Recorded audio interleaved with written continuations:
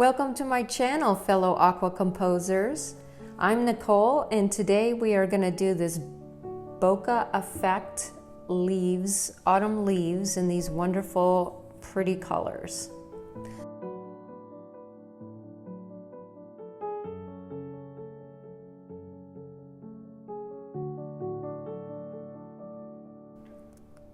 So we are painting around the leaves. The masking fluid should help. We want to get our paper good and saturated. I'm starting off with some turquoise blue. I use Holbein watercolors. That is a little bit of cobalt green.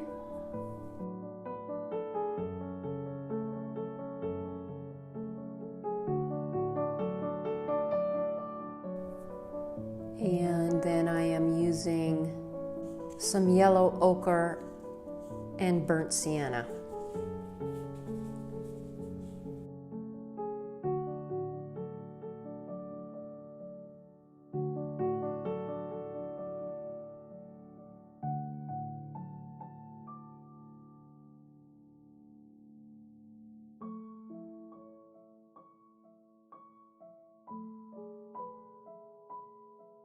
That is a little bit of transparent pyrrole orange that I'm using.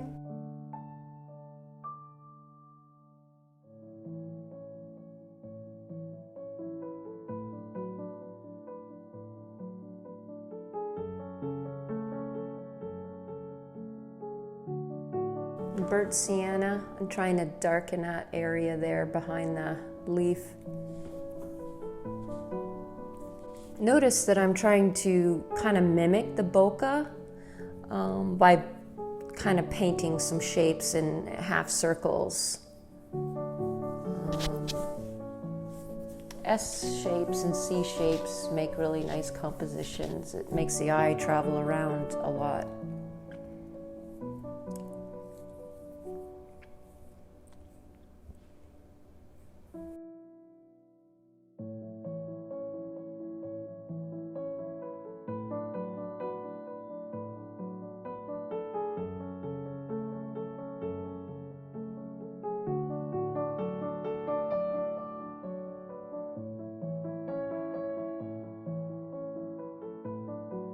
More yellow ochre.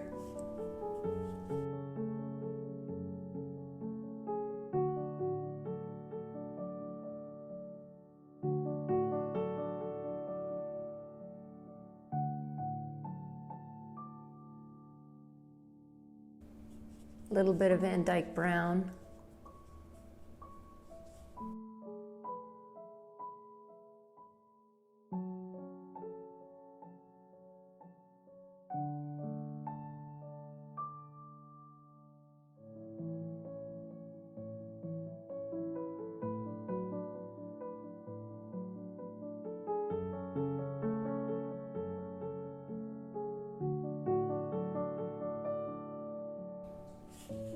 So I'm using a mixture of the cobalt green and the turquoise blue and adding a lot more blue tones to that left-hand side.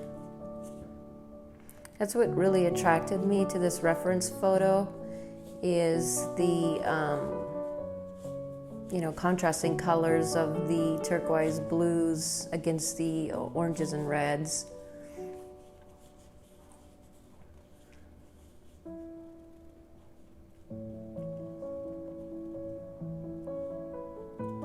So I'm building things up slowly and adding more vibrancy. I'm bringing in some ISO yellow deep now, and you notice that yellow is a lot more brighter.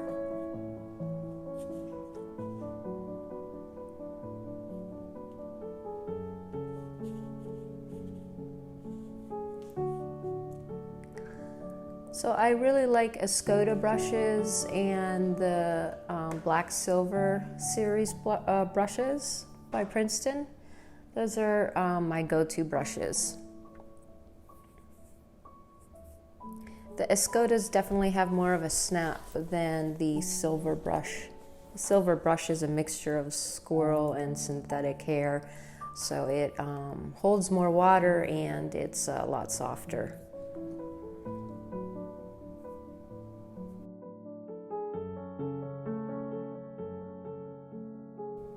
And now I'm laying down some Quin Red to brighten things up behind that side of the leaf.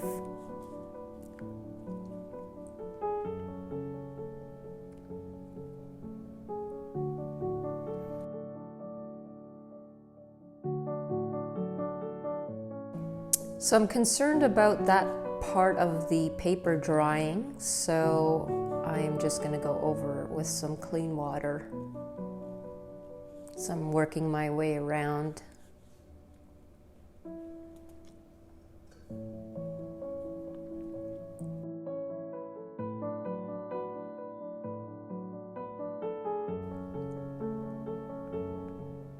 Got sap green.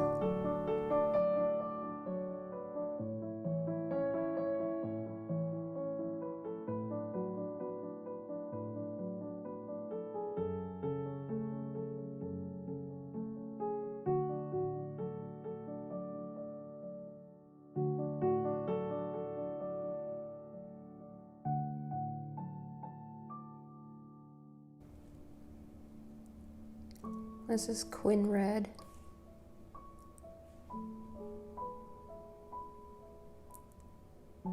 Some more ISO yellow deep.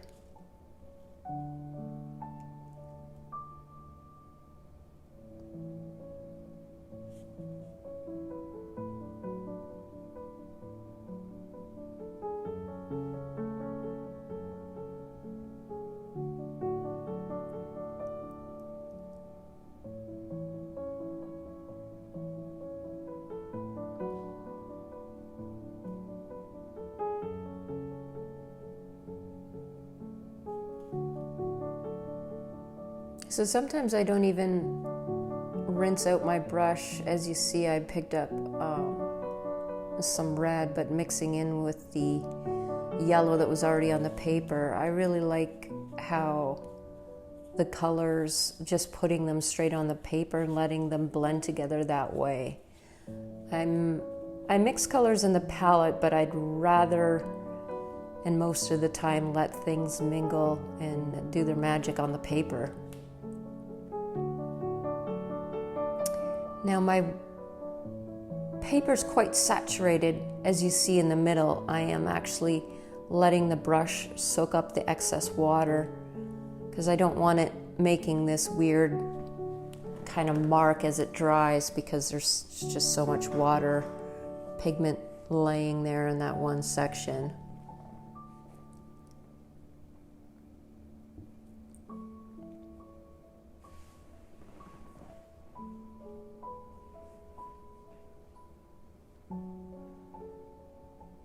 I picked up some sap green, just kind of imitating that kind of branch that I see in the photo.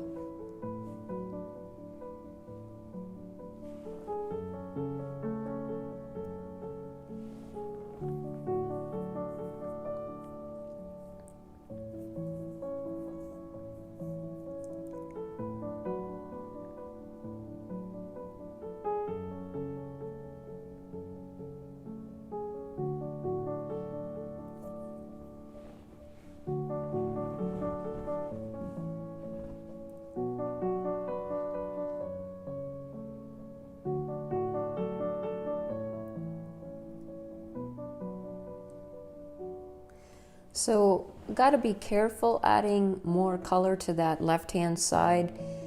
As you can see in the video, it's still a little bit shiny, so I'm safe from making blooms. But if your paper is almost dry, then I would tell you to wait for the paper to completely dry before trying to add more color on that side, or you will create a bloom. Blooms happen when you're adding water to an area that's drying, and the pigment will make a hard edge, which sometimes is really pretty depending on what effect you want. but I want the background to not have hard edges. I just want everything to be soft. You can fix blooms too, so don't, be afraid to experiment.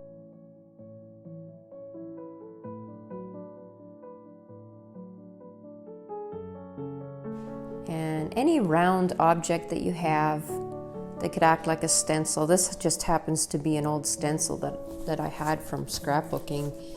I'm taking a stiff brush, and it's damp but not overly wet, because this is textured paper, and if it's too wet, the water is going to just seep underneath that stencil and wreck the effect of the circle.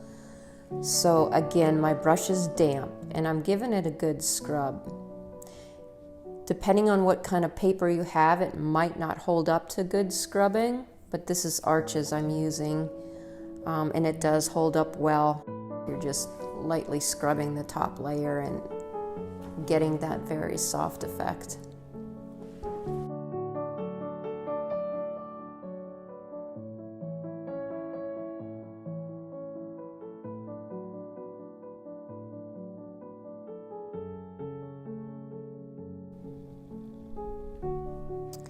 And some areas that are lighter, I have to scrub harder in order to get the effect of the bokeh. Some areas that have a lot of pigment on it already, I don't have to scrub quite as much.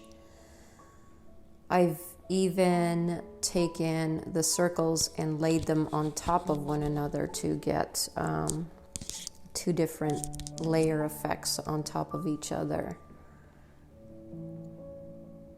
like in the photo.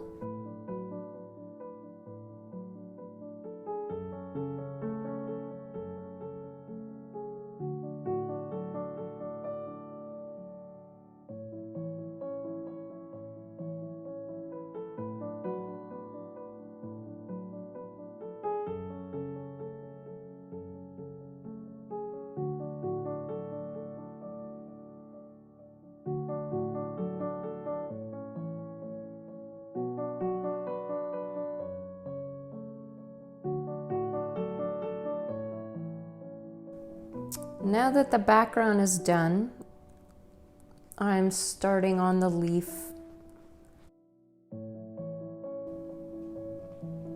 So where do all you guys live? Do you have fall leaves where you are? I did live out in California for a while and I missed the fall leaves. Things don't change. It's kind of like summer year-round in that Mediterranean climate. I live in Pennsylvania now. I'm originally from Northern Ontario, Canada, where we had spectacular fall foliage. I'm using very, very milk cream consistency Quin Red. I'm trying to really get the vibrancy.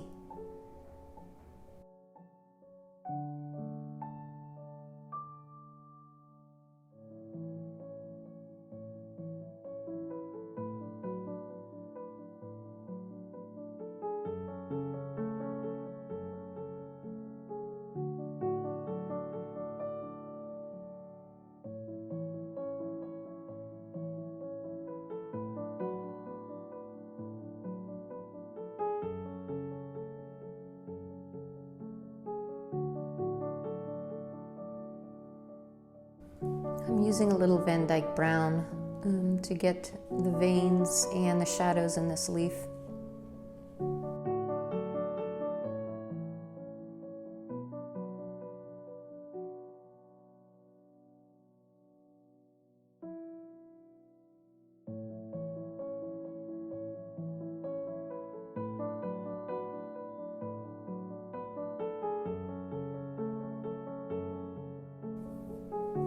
Taking off the masking tape as I go along, a masking fluid, as I go along.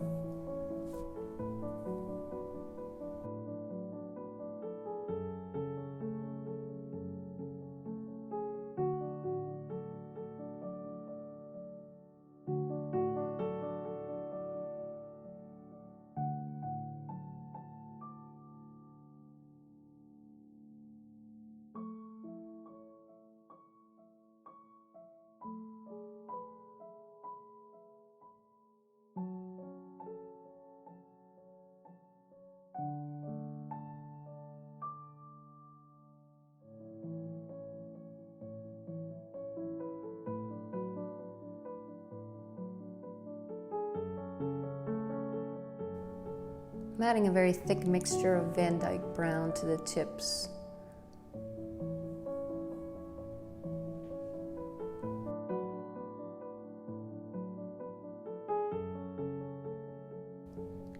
Using very thick ISO yellow deep.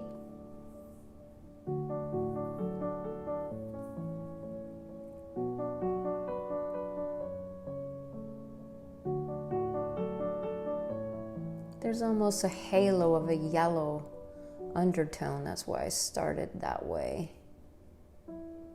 And now I'm adding my Quin Red on top of that.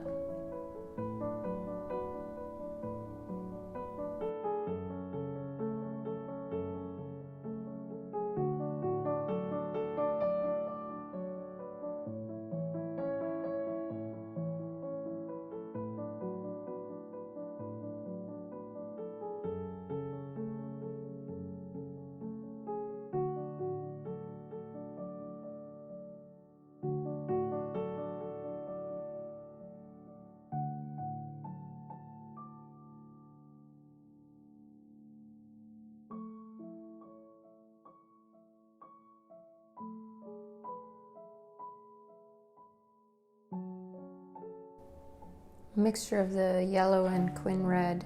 It's like very light orange I'm putting on now.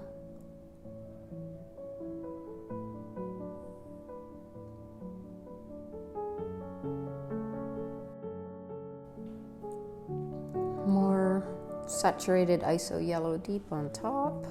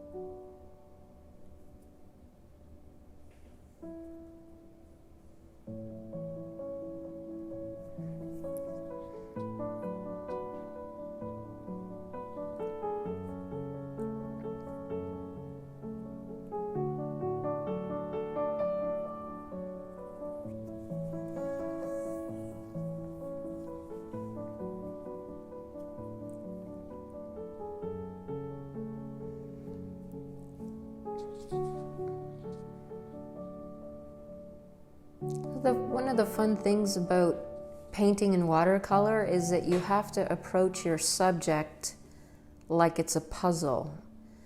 And what I mean is with watercolor, you always have to remember that you're starting with your lightest colors.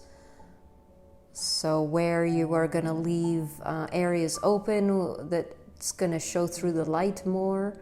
How to duplicate different textures that you see using various different watercolor techniques, like using salt or wet on wet, or like a very dry brushing techniques. So there's just so many different techniques that I just find this media fascinating. You could never get bored. There's so much to learn and discover.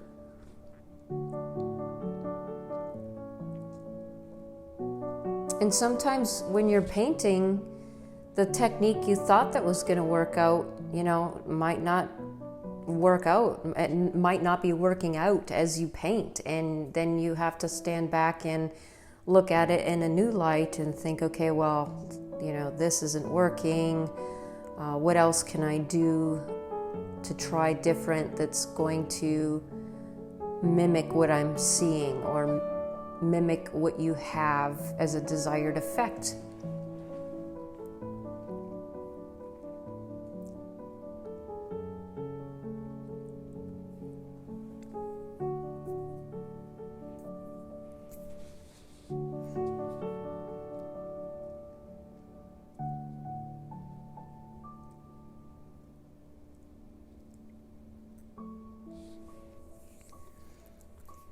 To set yourself up for success, I think one of the most important things is having a very good sketch, having a good foundation to paint on.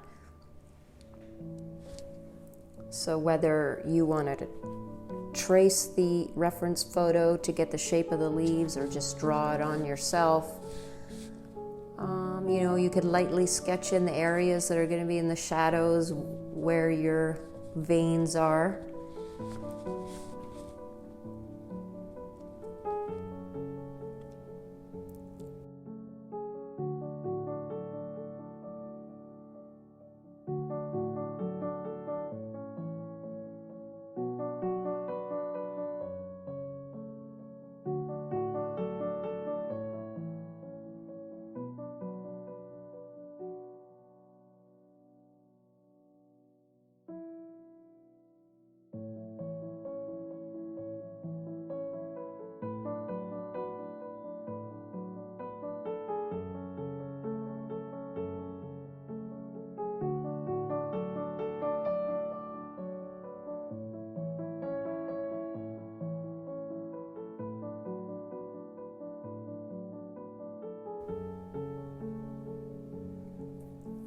So I have to say, this last leaf was definitely a challenge for me, guys. There is so much going on with the texture in this leaf, and there's harsh shadows on it.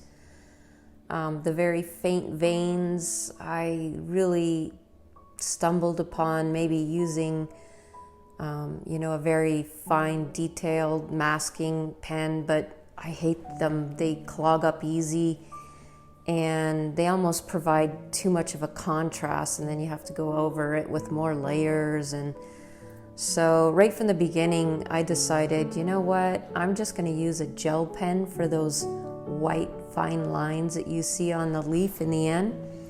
Well, they're more like a lime gray, so I used a gel pen in the end and a very fine wash of the brilliant, bright leaf green over top to give it that final layer. But starting off now, let's talk about this side of the leaf. There's this kind of appearance of the lighter yellow green mixed in the red, and I was trying to figure out how I was going to get that sort of texture. I'm looking at the very bottom layer. Like, I think in layers when it comes to watercolor. So that bottom layer, that texture of the yellows, greens blending into the reds, how are you going to get that? So,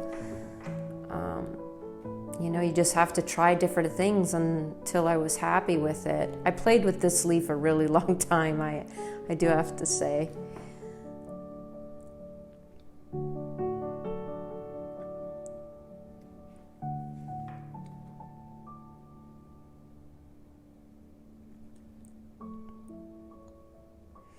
So I still have a little masking tape on the end, and I was just touching the paper to make sure it's completely dry, because you can't take masking fluid off with your eraser until your paper is completely dry.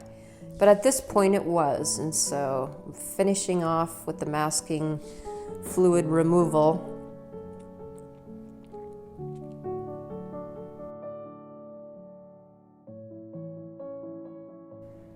So I'm just working wet on wet here. My water's getting a little dirty, so the color looks like I have a light peach there, but it's okay. It's blend in with the rest of the colors. So putting a fine washy yellow on top of that wet layer, coming in with my leaf green.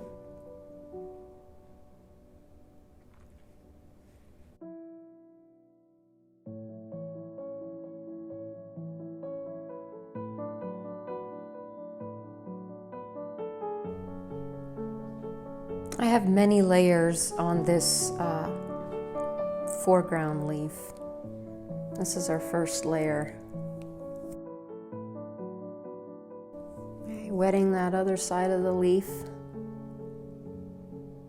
just with some clean water. Dropping in some ISO yellow.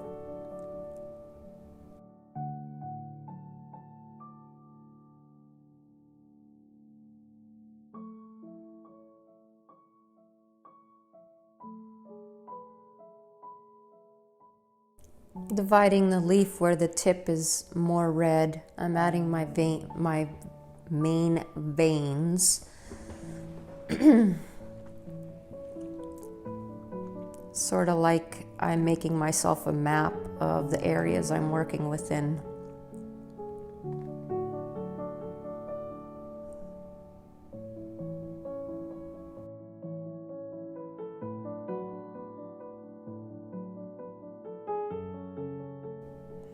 Now I'm doing the squigglies with the orange, pale orange. I kind of refer to my style as selective realism because I like realism. I like it to look, you know, I'm a very tight painter, but I also I love color, so I will alter, you know, the vibrancy of whatever I'm painting to be more dramatic than it really is.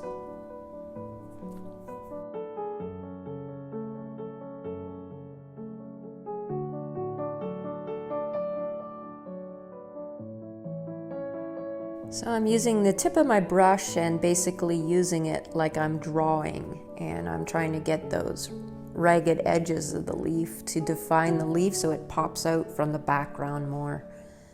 Coming in with a very, very strong leaf green color. That's a nice jewel tone color. It really pops, especially against the red. You're using contrasting colors in this leaf, and it's a lot of fun to paint.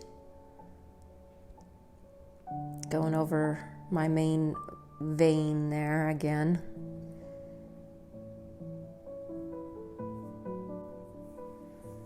Kind of just doing these little cross hatchings, mimicking that first layer that I put down.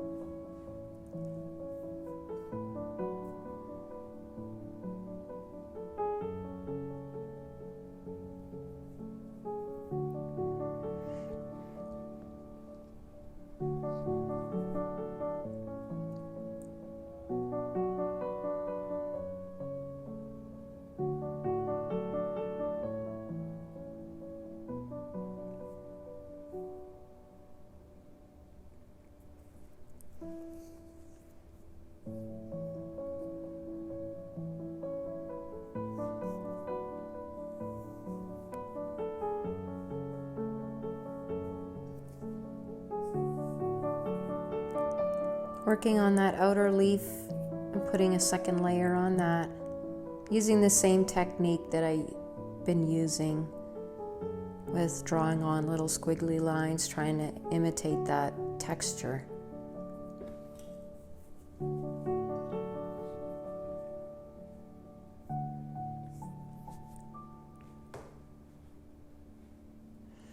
So I don't have to stop and wait for that section to dry. I just move on to the other part of the leaf. Yeah, wetted that area, start laying down my second layer of the leaf green.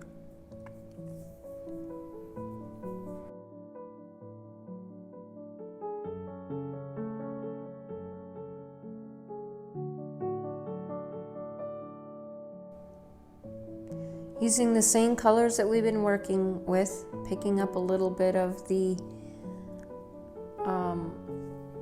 quin red mixed with the yellows, kind of like this light orangey red, making my squiggle lines, deepening the tips where, as you see in the reference photo, part of the leaf is a little more red on the edges.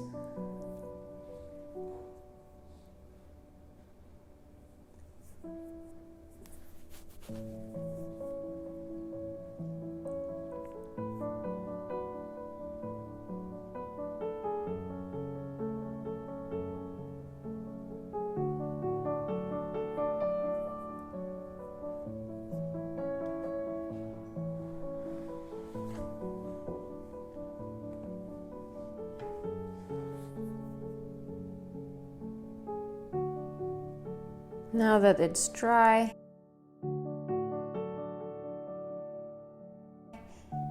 hey, sorry guys, I forgot to start recording again. So the only thing I did was I added a very thick combination of my Quin Red and I drew in the top part of the stem of that leaf and the part that's really red on the right hand side.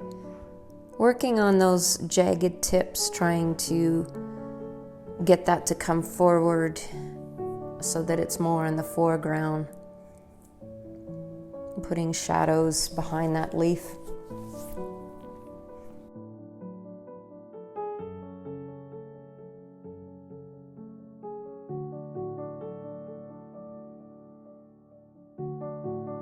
So now I'm taking a very, very thin, watery consistency of neutral tint. And I'm adding the shadows that I see now on that mid layer of the leaf.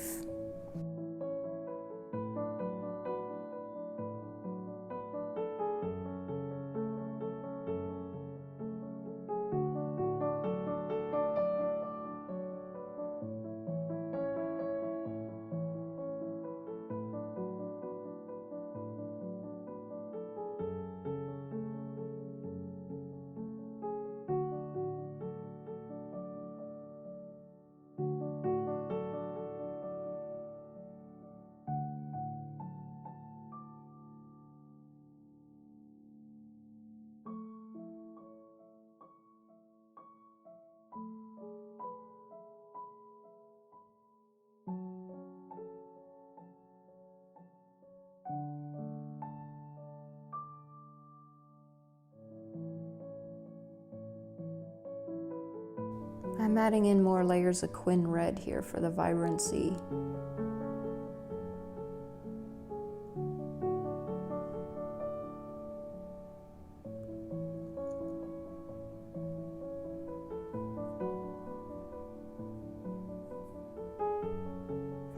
Also, the more detail we put into this foreground leaf, the more it's going to pop into the foreground compared to the leaves in the background that don't have that much detail.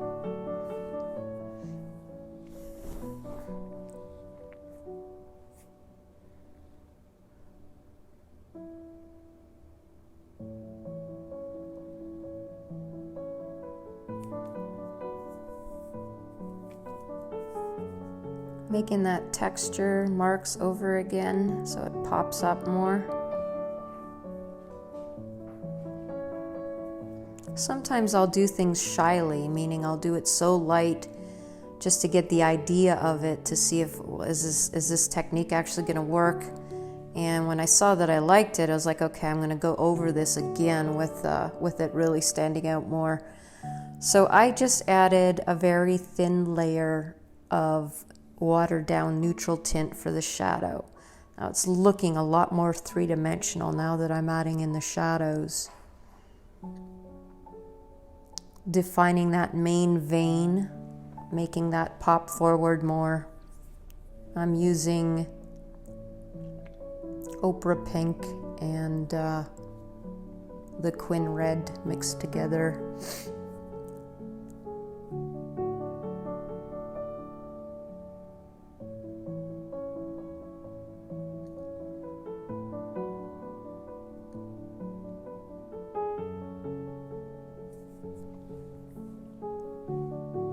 With that shadowy color, I'm adding in more veins, the off veins from that main stem.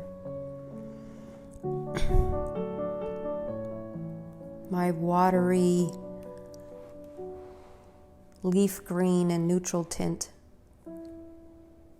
I'm adding in that layer for the shadowy side.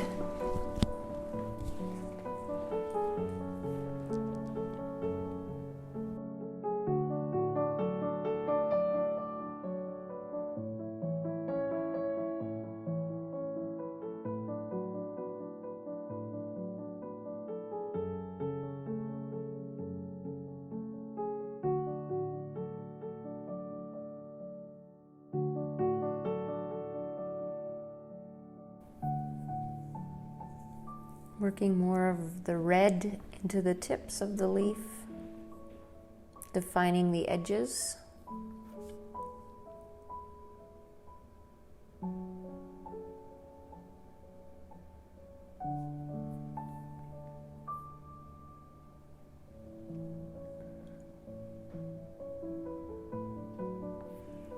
Fall is my favorite time of the year. What about you guys? What's your favorite season?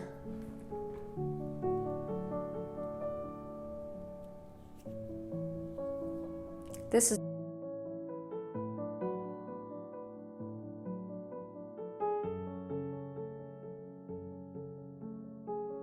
pure ochre that I'm using on the tips here, and you can really see that vibrant pink.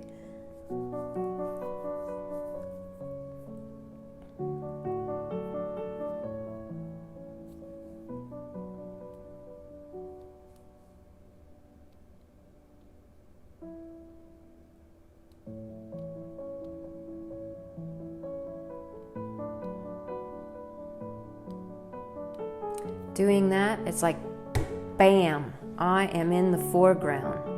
That just popped right in our face, guys.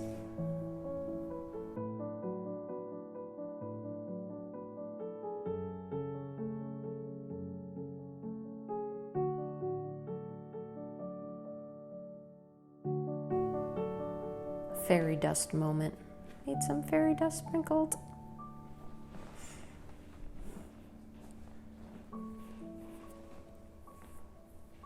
It's magical.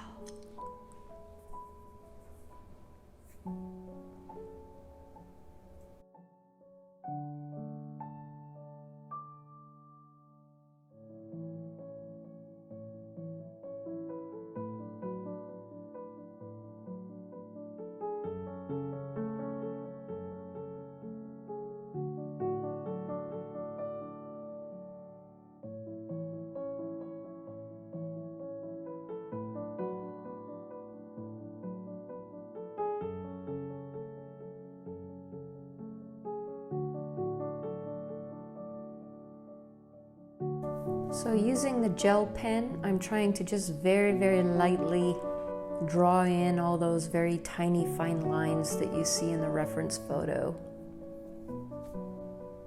This takes a little while. There is a lot of little lines that I drew.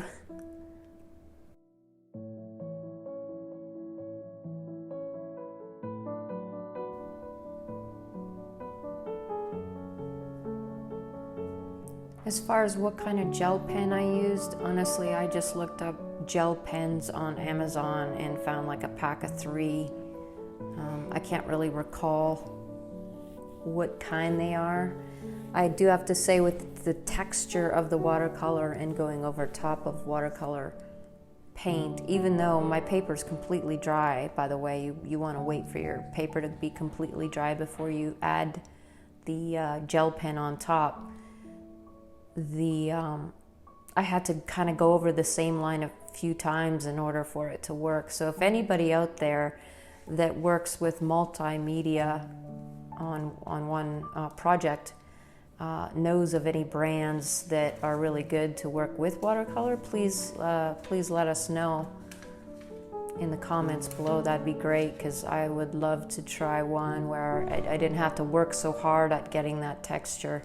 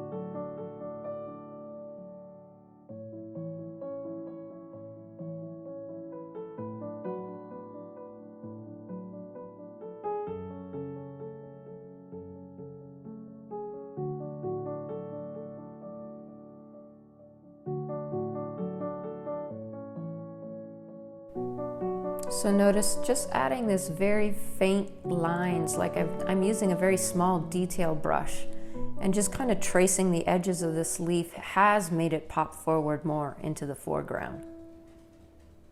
It's amazing how just the tiniest little details that you do can make a huge difference.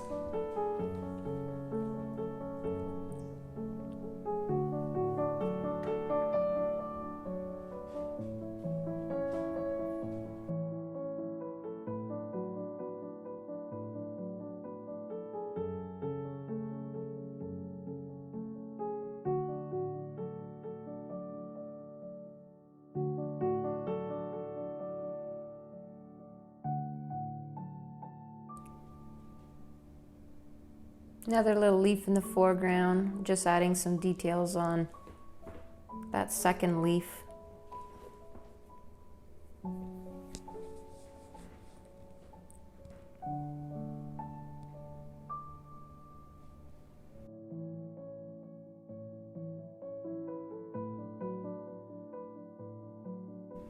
Now I'm taking my chisel brush and I'm trying to lift up, because there's this kind of halo effect around these bottom leaves that I was trying to mimic and have that like lighter color come forth.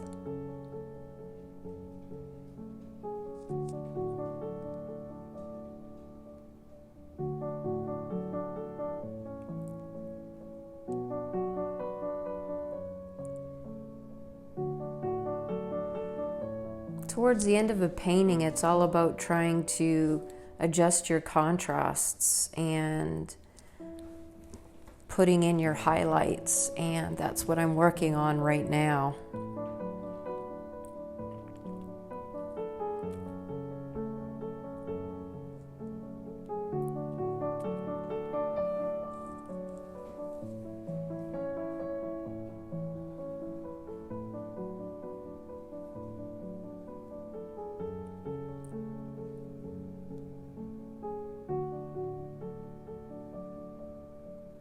So this same day, I got this brand of watercolors called Echo Line, and they are a very brilliant pigment that is in a water format.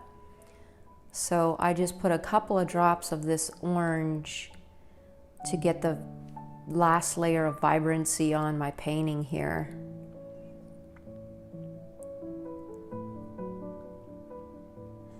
I'm using it straight from the bottle, so this is very concentrated.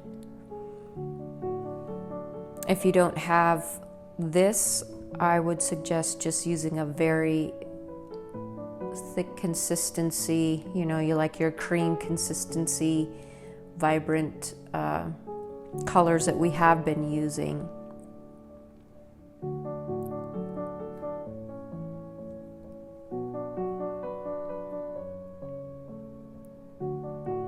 So basically I took a chance here because I spent a lot of hours on this painting. A lot of edits that I did for this video of me just kind of staring at it and, you know, contemplating, well, maybe I'll try this, or maybe I'll try that. And I never used these paints before, so I thought, well, I really want to get these vibrant, you know, maybe I'll give these a shot. And I am glad I did, because the colors that I got in the end, I was really happy with. Warning though, these liquid pigmented watercolors are so pigmented that they don't lift very well. So if you're having to do a lot of lifting during your watercolor, a technique that we use, then these wouldn't be a very good candidate to use because they don't lift well at all.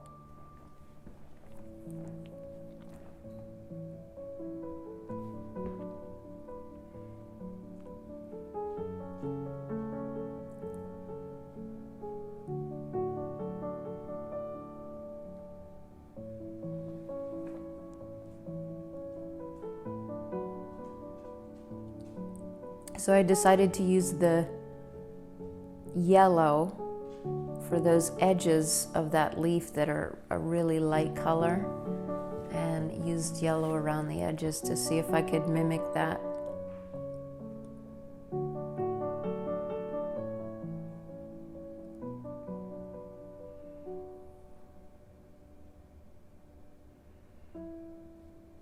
So I'm darkening up that leaf in the back, working wet on wet, wetting my surface.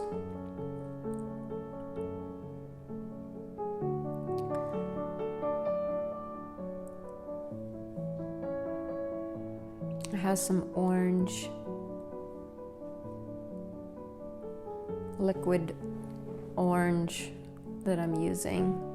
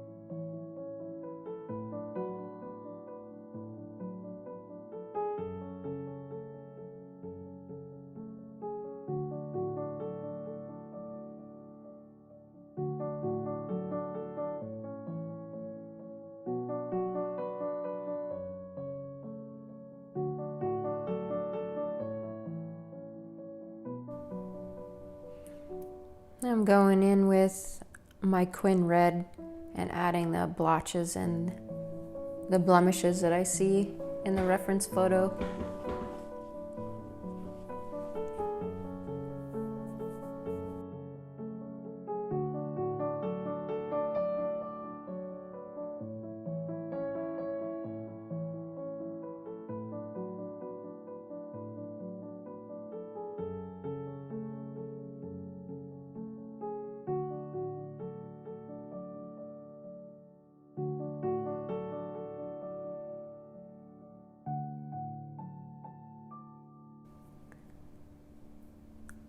Now, of course, I realized using these liquid watercolors made this pop forward so much that I had to go back to working on my foreground leaf.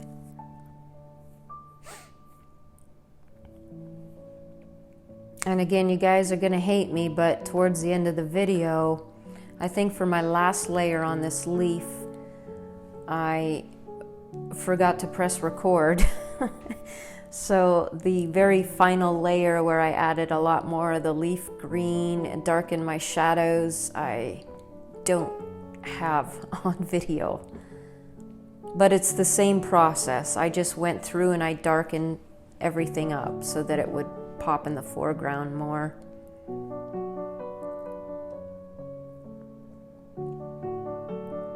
Using the liquid yellow that I used on the other leaves, I mixed it with my leaf green to make the top leaf really vibrant as well.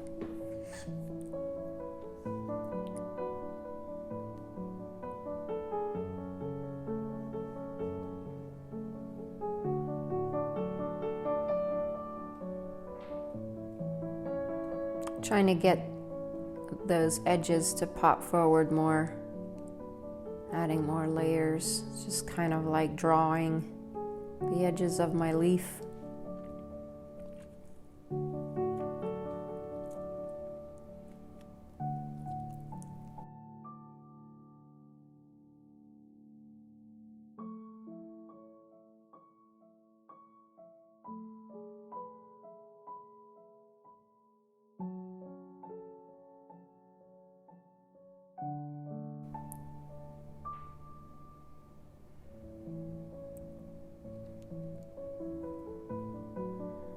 I'm really going for it with that shadow. I just knew that this shadow is so dark, so much darker, and I needed to darken this up a lot than what I had before.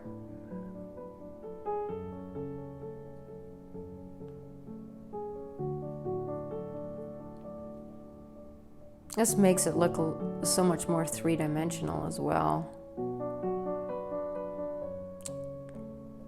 And there's a pretty hard edge on this shadow, so I'm darkening it even more.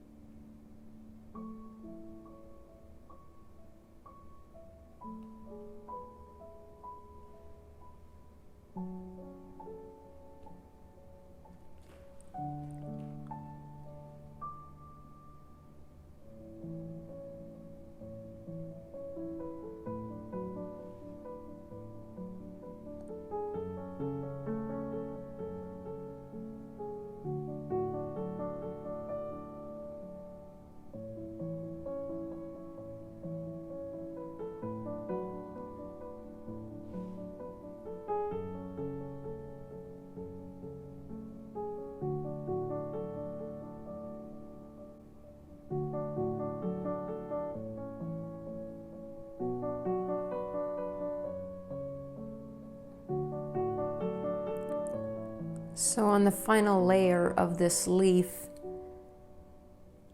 I would just go over it with a very, very brilliant, the leaf green, your yellow, so that it pops forward a lot. Just kind of like what I did with the background leaves.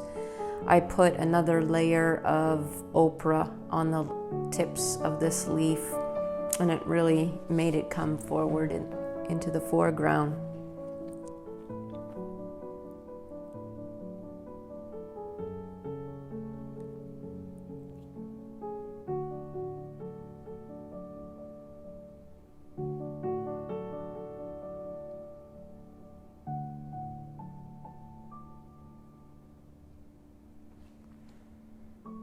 Thank you so much, guys, for joining me today. I hope you enjoyed this paint along, and if you have any suggestions or questions, please make them known in the comments below. Thanks again, guys.